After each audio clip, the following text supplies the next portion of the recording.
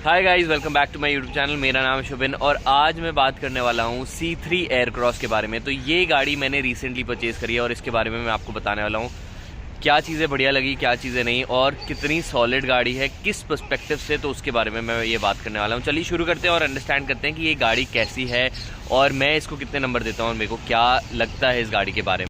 इधर आगे बढ़ते हैं तो आप इधर देख सकते हो कि सबसे पहले अगर देखोगे तो यहाँ पर फ्लैप वाले हैंडल मिलते हैं जो काफ़ी पुराने ज़माने के हैं, लेकिन तब भी कोई प्रॉब्लम नहीं है क्योंकि ये गाड़ी को लुक देने में काफ़ी बढ़िया लगती है और काफ़ी ज़्यादा एक स्मूथ लुक देते हैं। अगर आप आजकल के हैंडल देखोगे जो बाहर वाले आने लग गए हैं वो हल्का सा एक आउट तरीके के लगते हैं, और BMW X5 वगैरह में देखोगे तो वो बिल्कुल स्मूथ अंदर ही हैंडल्स आ रहे हैं, या फिर iX में देखोगे तो वो स्मूथ हैंडल्स आ रहे हैं। इसमें आपको की लॉक अलग से मिलता है क्योंकि इसमें आपको स्टार्ट स्टॉप बटन नहीं मिलता है गाड़ी के अंदर।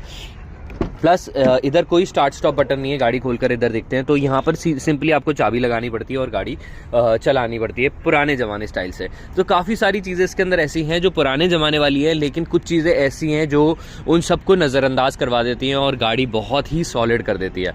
तो यहाँ पर देखें तो आपको हैलोजन लाइट्स मिलती हैं, पीछे भी अगर देखें तो हैलोजन लाइट्स मिलती हैं। आपको कोई भी ऐसा नहीं रहेगा कि LED लाइट्स मिलेंगी या बहुत फैंसी लगेगी। दिन के लिए आपकी ये गाड़ी बहुत सही है, रात को ही मेनली वो लाइट्स आपकी कामयाब होती हैं अगर आपने LED लाइट्स लगाई हैं तो। यहाँ पर देखें बैक साइड में तो बैक साइड बूट बहुत स्ट्रॉन्ग है और काफ़ी बोल्ड लगती है। मेनली इसका कंपैरिजन होता है आपका सेल्टोस और क्रेटा के साथ, तो उन दोनों के कंपैरिजन में अगर देखें तो आई वुड से कि ये गाड़ी में अगर ऑटोमेटिक वर्जन आ जाता है तो ये दोनों को किल कर देगी बुरी तरह। और मैं इसका प्राइस आपको बताऊँगा तो आप एकदम हिल ही जाओगे क्योंकि प्राइस पर्सपेक्टिव से भी बहुत ज़्यादा फर्क है इसमें। यहाँ पर देखें अगर तो बूट साइज़ बहुत बढ़िया मिलता है। इसमें दो ऑप्शन आपको मिलते हैं, 7 सीटर और 5 सीटर। 7 सीटर में क्या होता है, 2 सीट्स इधर लग जाती हैं, यहाँ पर हुक बना दिया जाता है और यहाँ पर 2 सीट्स लग जाती हैं जो आप निकाल के अलग से रख सकते हो और वापस लगाना चाहो तो लगा सकते हो। लेकिन 7 सीटर के साथ साथ एक इश्यू आता है, जब आप 7 सीटर लगा देते हो तो आपकी मतलब गाड़ी अगर 7 सीटर वाली आप लेते हो तो आपको यहाँ पर जो ये सीट्स है ये हल्की सी खड़ी हो जाती हैं। इस वजह से हमने 7 सीटर परचेज़ करने का नहीं सोचा और हमने 5 सीटर खरीदी क्योंकि हमको राइडिंग कंफर्ट चाहिए था। ऑलरेडी हमारे पास 7 सीटर गाड़ी है तो इसलिए हमने सोचा कि नहीं खरीदें वो गाड़ी। प्लस 7 सीटर में एक और ऑप्शन का फ़र्क हो जाता है, जब ये 7 सीटर हो जाती है तो इधर एक माउंट दे देते हैं, वो आप इधर देख सकते हो, दूसरी मैंने फोटो लगा रखी है, आप उधर देख सकते हो। ये इस तरह का माउंट दे देते हैं और ये माउंट आपका सिर्फ एयर सक्शन करता है आगे से और इसको थ्रो कर देता है पीछे वाले पैसेंजर्स के लिए। ऐसा नहीं है कि एडिशनल AC लगा है, सिर्फ एक पंखा ब्लोअर है जो आगे की हवा लेकर पीछे थ्रो कर देता है, तो ऐसा लगता है हवा आ रही है।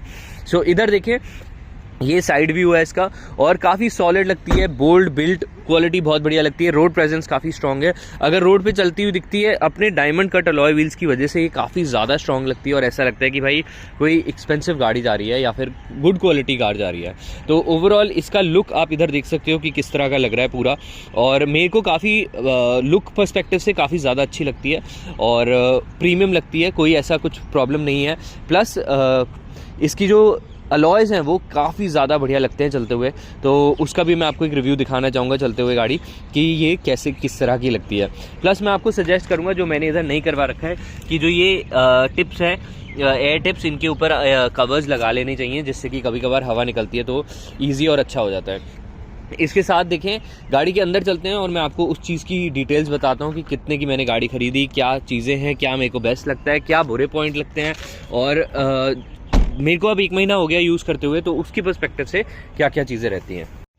ये अभी बस मैंने गाड़ी ऑन करी है और आप इंटीरियर्स देख सकते हो इसके। कोई इतने ज़्यादा फैंसी इंटीरियर्स नहीं है जैसे सेल्टोस में और क्रेटा में फुल स्क्रीन आ रहा है एंड ऑल दैट, वो सब नहीं है। तो आपको हल्का ओल्ड स्कूल लगेगी ये गाड़ी बैठते ही क्योंकि ये ब्लॉक तरीके का बना हुआ है, लेकिन यूटिलिटी पर्सपेक्टिव से ये इतनी ज़्यादा बढ़िया है, हर चीज़ मिलेगी जो आपको काम की होगी। एंड्रॉयड ऑटो है, स्क्रीन बहुत अच्छा है, डिस्प्ले बहुत बढ़िया है, सब कुछ स्मूथ चलता है। प्लस काफ़ी गाड़ियों में इस बजट में आपको सामने डिजिटल क्लस्टर नहीं मिलता है। अगर मैं इधर ऑन भी करूं तो गाड़ी ये ऑन हो गई है और डिजिटल क्लस्टर आपको इधर नहीं मिलता है। इसके अंदर आपको फुल डिजिटल क्लस्टर मिलता है इधर, और आप इधर देख सकते हो कि कितना कंजम्पशन है, फ्यूल कंजम्पशन कितना है, क्या एवरेज आ रहा है। अभी 13.6 का एवरेज आ रहा है इस गाड़ी में पेट्रोल में, सो विच इज़ प्रेटी डिसेंट, मेरे को बुरा नहीं लग रहा। और कंपनी वालों ने भी ये बोला था कि भाई 18 का क्लेम करते हैं, लेकिन एक्चुअली अगर देखो 14 आता है। और टायर मॉनिटरिंग सिस्टम इधर दे ही रखा है और RPM स्पीड, और इधर इको मोड पे भी आप देख सकते हो कि जब गाड़ी में रेस देते हो तो कितना कैसे आपको चलाना चाहिए कंजम्पशन का, ये सभी गाड़ियों में आने लगा है। तो ये काफ़ी सही है, कोई प्रॉब्लम नहीं है। इसमें 2 मोड्स आते हैं। इधर सेटिंग में जाकर अगर देखते हो तो व्हीकल सेटिंग में बहुत ही लिमिटेड ऑप्शंस दे रखे हैं, कुछ ऐसा ज़्यादा नहीं दे रखा है। और यूज़र सेटिंग में जाकर देखोगे तो ब्राइटनेस लेवल्स और थीम सिलेक्शन में 2 मोड आते हैं। ब्लैक मोड बड़ा ही बेकार लगता है मेरे को, इसलिए मैंने नहीं लगा रखा है। और थीम सिलेक्शन में फिर से चेंज कर देते हैं, खाकी मोड ही सही है और काफ़ी ठीक लगता है, मतलब as compare to other. Eco meter इधर बता देता है, प्लस इसमें एक अलर्ट है कि सर्विस आने वाली है अब गाड़ी की एंड ऑल। प्लस उसके अलावा और कुछ भी नहीं है, बस इतना खत्म हो गया, कोई नहीं और बकवास कुछ नहीं है, सिर्फ यूटिलिटी की चीज़ें, कुछ इतना ज़्यादा नहीं है। एम्बिएंट लाइटिंग आपको इस गाड़ी में नहीं मिलती है। स्क्रीन की बात करें तो स्क्रीन भी एकदम सिंपल है, नॉर्मल सेटिंग, और टच वच बहुत बढ़िया है इसका, कोई उस तरह कोई प्रॉब्लम नहीं है, ईजिली आपका हो जाता है। और सबसे बड़ी चीज़ जो बहुत भारी और बहुत सारी सस्ती गाड़ियों में ही मिलती है, जो है कि आपको वाईफाई कनेक्टिविटी मिलती है एंड्रॉयड ऑटो की, वो काफ़ी बढ़िया है। लेकिन उसमें एक इशू आ जाता है कि जब आप पीछे बैठे होते हो तो पीछे बैठने की वजह से जैसे ही आप अपना फ़ोन कनेक्ट करते हो और आप कॉल पे हो तो आपको ब्लूटूथ और वाईफाई दोनों बंद करना पड़ेगा उस कॉल से डिस्कनेक्ट करने के लिए, नहीं तो वो कॉल स्पीकर पे चलती रहेगी और सबको सुनाई देते रहेगा। तो उसको डिस्कनेक्ट आप सिंपली ऐसे एक बटन से नहीं कर पाते। फॉर एग्जाम्पल व्हाट्सएप कॉल पे हो आप और नीचे ब्लूटूथ का बटन बना आ रहा है, तो आप उस पर बटन दबाओगे तो वो डिस्कनेक्ट नहीं होएगा, क्योंकि ये वाईफाई और ब्लूटूथ दोनों से आपके कनेक्ट कर जाता है गाड़ी को।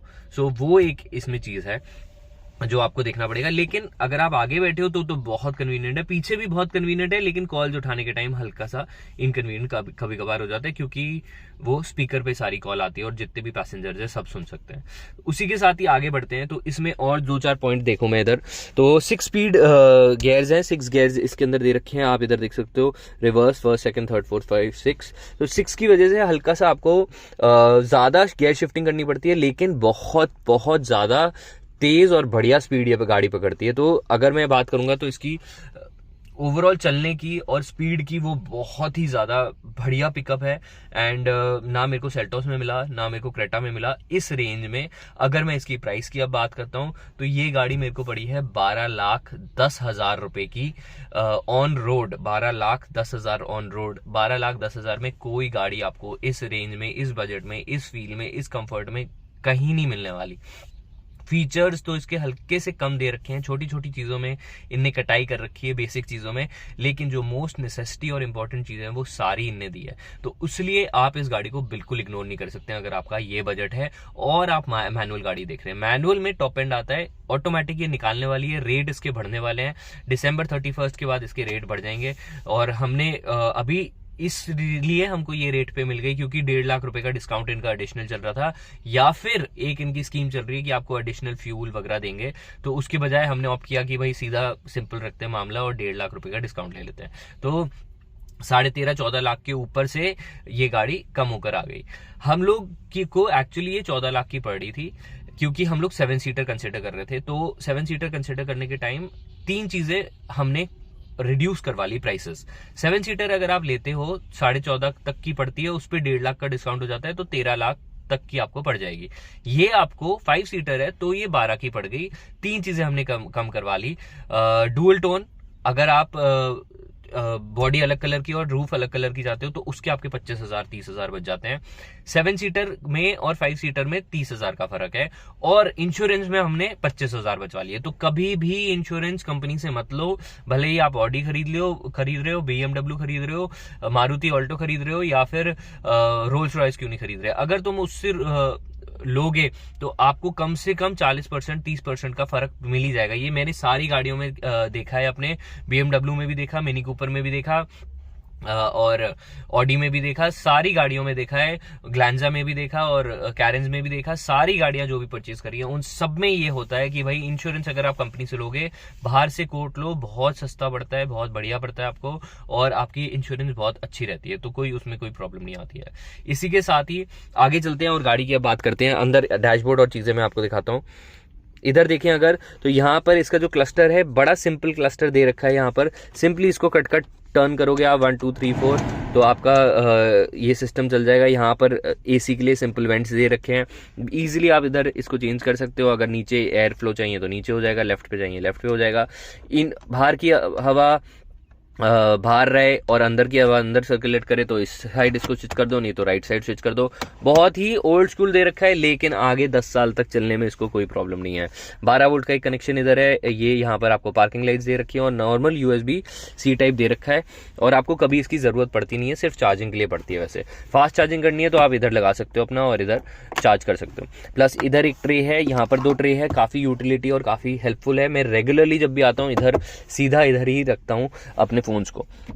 इसके बाद यहाँ ग्लव बॉक्स देखें तो इधर आपका RC पेपर्स वगैरह रखे हैं, और छोटा सा है, बहुत बड़ा नहीं है, और कुछ ऐसा नहीं है कि फैंसी की इसके अंदर आपका ठंडा रखेगा या एयर कूल रखेगा या कुछ ऐसा कुछ भी इसके अंदर नहीं है। सीट्स आप आराम से कर सकते हो और ज़बरदस्त लेग स्पेस है, ज़बरदस्त लेग स्पेस है। इतना ज़्यादा जो इसका व्हील बेस है और जो डायमेंशंस हैं इस गाड़ी के, उतने आपको कहीं किसी भी सेगमेंट में नहीं मिल रहे हैं। व्हील बेस इसका सबसे ज़्यादा बड़ा है, आप रिकन्फर्म भी कर सकते हो, 2-4 mm का कोई फर्क नहीं पड़ता। लेकिन राइड कंफर्ट इतना ज़्यादा सुपर्ब है इसका, मतलब कोई गड्ढे फील नहीं होते, कोई भी गड्ढे फील नहीं होते। और यहाँ पर मैं फ्यूल इंजेक्टेड को एक शाउट आउट देना चाहूंगा, क्योंकि फ्यूल इंजेक्टेड ने भी ये बोला है कि भाई एक्चुअली 40-50 लाख वाली फील के सस्पेंशन है इस गाड़ी के, और वो बिल्कुल सही है। और बिल्कुल ये फ्यूल इंजेक्टेड ने भी जो रिव्यू किया है वो बहुत सॉलिड है और एक्चुअली बिल्कुल बढ़िया चीज़ है, क्योंकि एक्चुअली उसके सस्पेंशन उतने ही बढ़िया। आप भगाओ भाई, गड्ढों पे भगाओ एकदम बिंदास, आपको पता ही नहीं चलेंगे। आप 20-25 लाख की गाड़ी उठाकर चलाओ और ये उठाकर चलाओ, आपको लगेगा भाई ये प्रॉपर SUV वाली फील है, और उसके साथ साथ आपको एक कंफर्ट बहुत अच्छा मिलता है।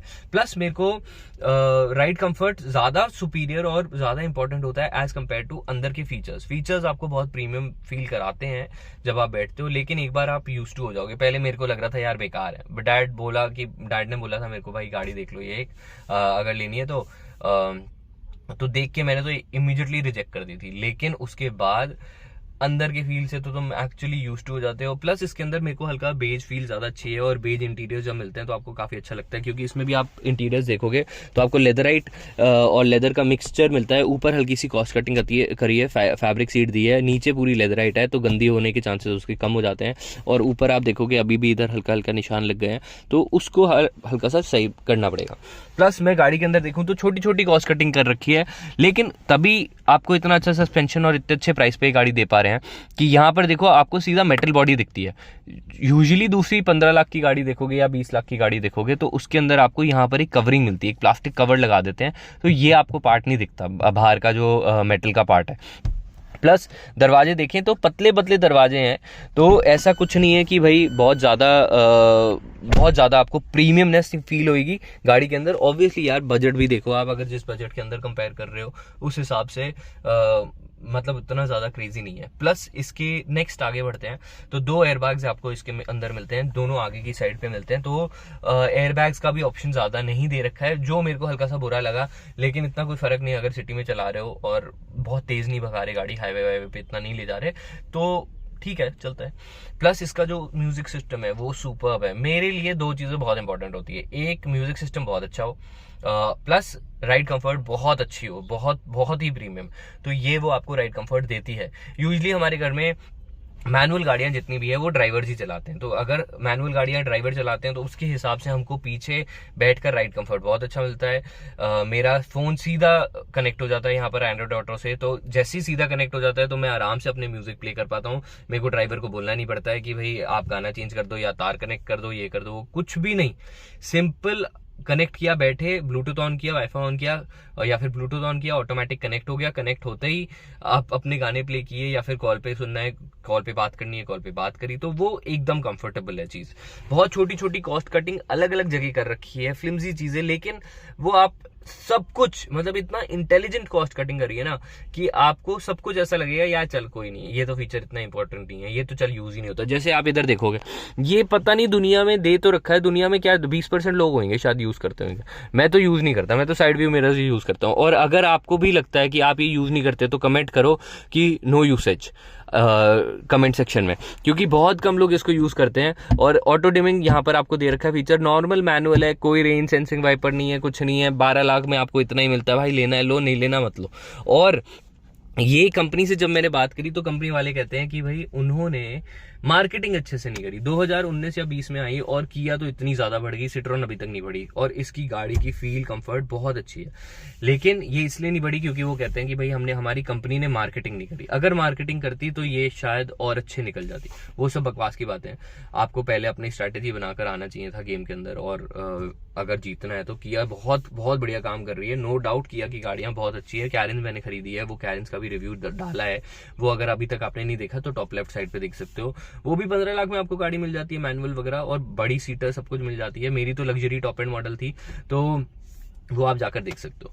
सो ये पूरी चीज है जो मैं आपको इस गाड़ी के बारे में बताने जा रहा था। आई होप आपको एक बहुत अच्छा रिव्यू मिला हो। तो मैं रिव्यू करता हूँ भाई, गाड़ी खरीद के ही रिव्यू करता हूँ लगभग।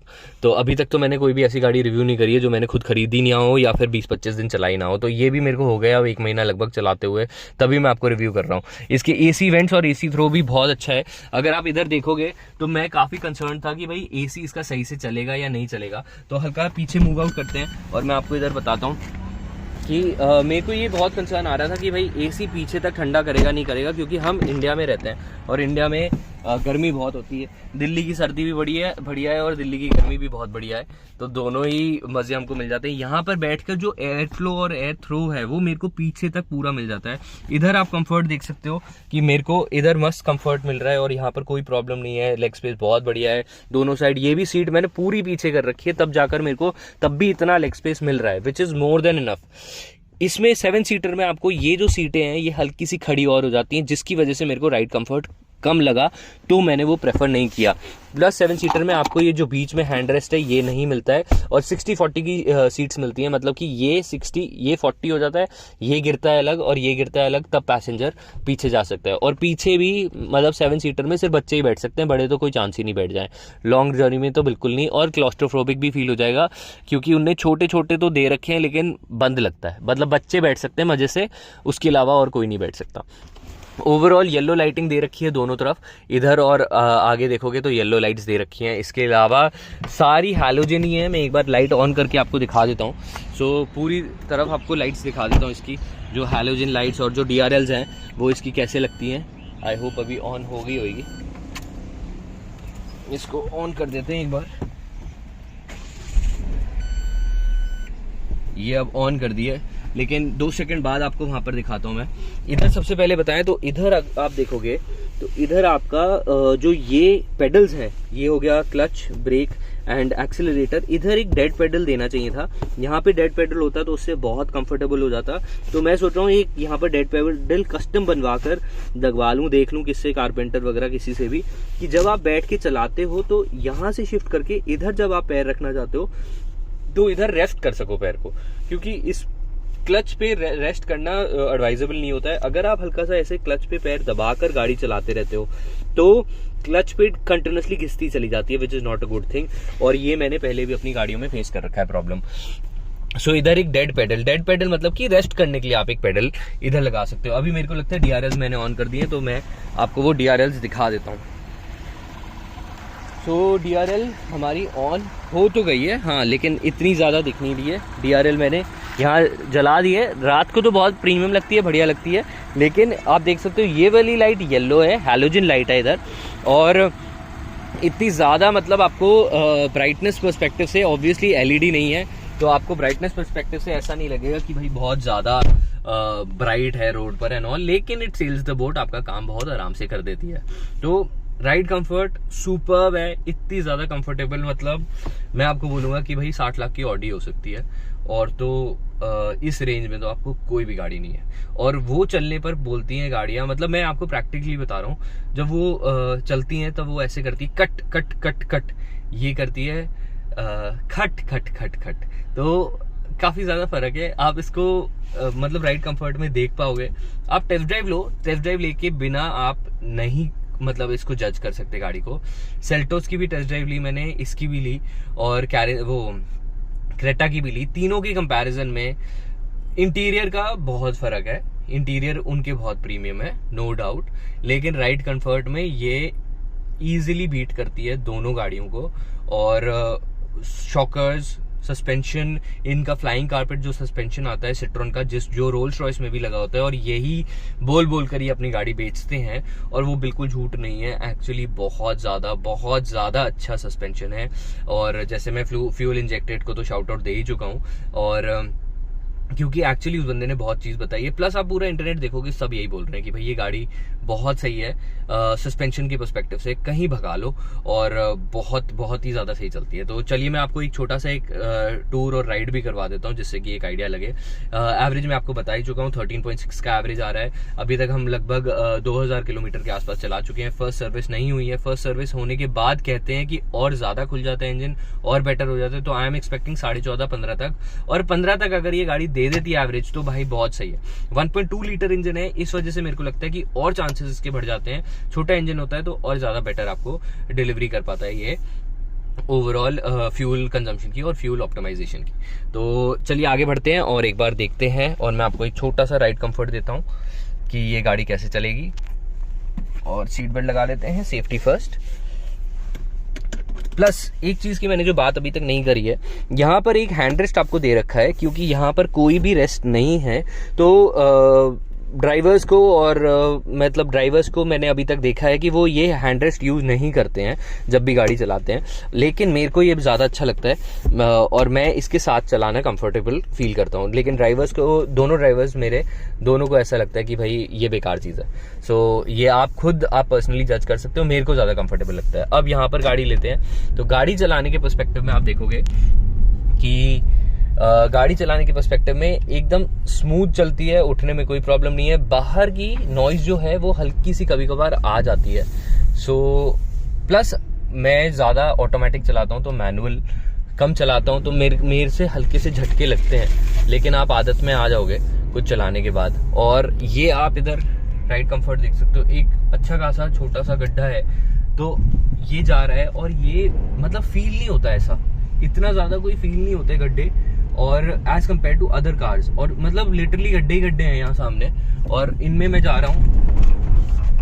ये गंदे गंदे डीप गड्ढे हैं जिसके अंदर मैं गाड़ी ले जा रहा हूँ, और ऐसा नहीं है कोई झटके आपको ज्यादा लग रहे हो या कट फील हो रही हो। दूसरी गाड़ियों में अगर देखोगे तो एक्चुअली इतने ज्यादा फील होता है। प्लस पिकअप की अगर बात करें तो यहाँ पिकअप भी इसका इतना स्ट्रांग है कि 0 to 100 ये मतलब बहुत अच्छी स्पीड पे पहुंच जाती है, और बहुत ही तगड़ा पिकअप है, और मजा आता है गाड़ी भगाने में। ब्रेकिंग अगर देखोगे तो यहाँ पर ब्रेकिंग भी काफी अच्छी है, स्ट्रांग ब्रेकिंग है। ब्रेक्स में भी बहुत ज्यादा ऐसा कुछ नहीं है कि बॉडी रोल मिलता हो या कुछ ऐसा मिलता हो जब आप ब्रेकिंग कर रहे हो। तो ओवरऑल हर तरह से जो राइड कंफर्ट है वो काफी ज्यादा स्ट्रांग और बढ़िया है, एंड ओवरऑल फील गाड़ी की काफी सही है उस पर्सपेक्टिव में। तो ये आपकी सिट्रॉन C3 है, आप ओवरऑल इसका व्यू देख सकते हो। सामने से काफ़ी अग्रेसिव लगती है, बहुत बढ़िया लगती है। आप दोनों फॉग लाइट्स नीचे देख सकते हो, बॉटम और राइट और लेफ्ट साइड पर। प्लस इसमें कहीं पर भी आपको हैलोजन मिलेगी, देखोगे आपको LED लाइट्स नहीं मिलेंगी। DRLs जो इसकी हैं वो ये गई, एक ऊपर और एक साइड में 2 DRLs हैं जो इसकी कंटिन्यूसली चलती रहती हैं, वो भी मैं आपको अभी ऑन करके आपको दिखा देता हूँ। इसके साथ देखें तो इस मॉडल में ये टॉप एंड मॉडल है, जो मैक्स मॉडल इनका कहते हैं। 1.2 लीटर्स का पेट्रोल टर्बो इंजन इसके अंदर आता है। ये साइड अलॉय व्हील्स हैं, डायमंड कट अलॉयज इनको कहते हैं, काफ़ी बढ़िया प्रीमियम लगते हैं। 17 इंची के टायर मिलते हैं आपको इस गाड़ी में, जिसकी वजह से आपको इसका सस्पेंशन और राइड परफॉर्मेंस और ड्राइविंग परफॉर्मेंस काफ़ी ज़्यादा सही मिलती है।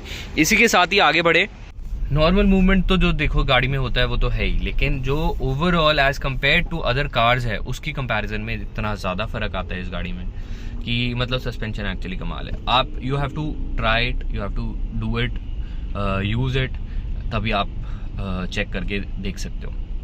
और मतलब लोग और दूसरी कंपनीज ऐसे ऐसे फीचर बेच रही है बेकार के, मतलब ये अपना सस्पेंशन बेचती है, और दूसरी गाड़ियां मतलब ये डी कट स्टीयरिंग है ना, इसको सेल करती है कि सर वो तो पुराना हो गया। सेल्टोस वाले इसको सेल करते हैं कि सर ये तो डी कट तो अब आता ही है, राउंड स्टीयरिंग तो पुराना हो गया। भाई क्या फर्क पड़ता है, इतना लुक में हल्का सा फर्क पड़ता है, लेकिन वो इट्स नॉट अ फीचर जो तुम बेच रहे हो एज अ फीचर। किसी भी सेल्टोस के शोरूम पे चले जाओ, वो डी कट स्टीयरिंग को एज अ फीचर बेचते हैं कि भाई सर ये तो बहुत ही कमाल की चीज हमने कर दी है, इतनी बड़ी चीज कर दी, आपकी जिंदगी बदल जाएगी, क्योंकि हम आपको स्टीयरिंग दे रहे हैं जिसमें हल्का सा फ्लैट कट लगा हुआ है नीचे। तो मतलब इलॉजिकल चीजें सेल करने की कोशिश करते हैं जो दिखता है साफ। सो ओवरऑल मेरी फील बहुत अच्छी है इस गाड़ी की, बहुत ही प्रीमियम चलने में मेनली।